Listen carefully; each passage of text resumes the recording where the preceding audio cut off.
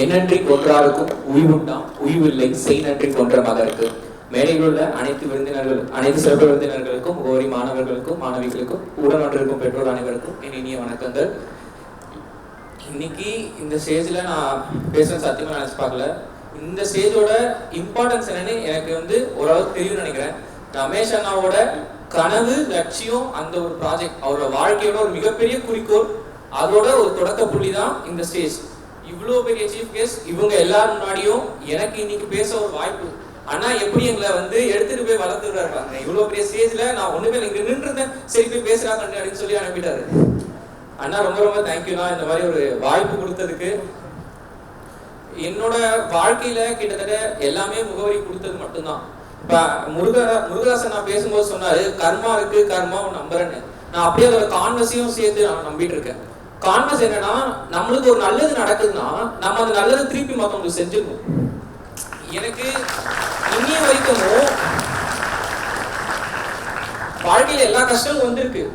அந்த கஷ்டம் எல்லாத்தையுமே தாங்கிறதுக்கும் அதுக்கான அந்தந்த நேரத்துல எனக்கு உதவி வந்திருக்கு. எம்பிபிஎஸ் சேர்ந்தேன் எம்எம்சில. நான் என்ன நினைச்சேன், கவர்மெண்ட் காலேஜ்னா எதுவுமே ஃபீஸ்லாம் இருக்காது, எதுவுமே இருக்காதுன்னு நினைச்சுதான் சேர்ந்தேன்.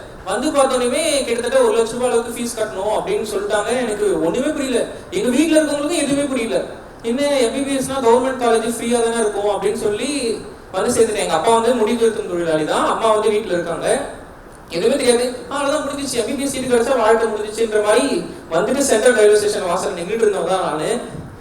எப்படி பேஷண்ட்டுக்கு முடியாத கட்டத்துல சப்போர்ட்ஸ் எல்லாம் வச்சு காப்பாத்துறமோ அந்த மாதிரி நான் 5 வருஷம் காப்பாத்தி என்ன எம்பிபிஎஸ் முடிக்க வச்சது முகவரி மட்டும்தான்.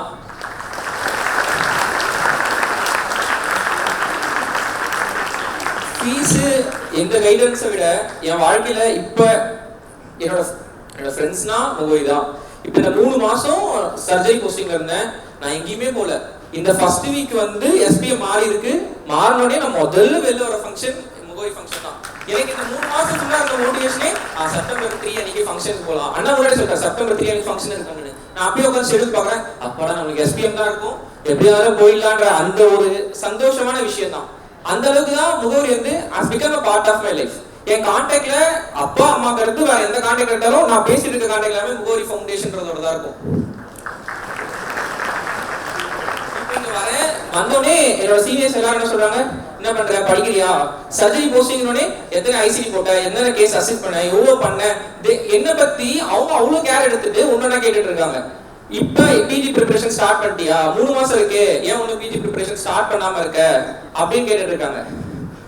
முகவரி has given everything to my life. என்ன பேசுறது, நானும் ரமேஷ் மாதிரி ரொம்பவே இந்த ஒரு ஆஸ்பிஷியஸான மூமெண்ட்ல எனக்கு இந்த வாய்ப்பு கிடைச்சதுக்கு ரொம்ப நன்றி.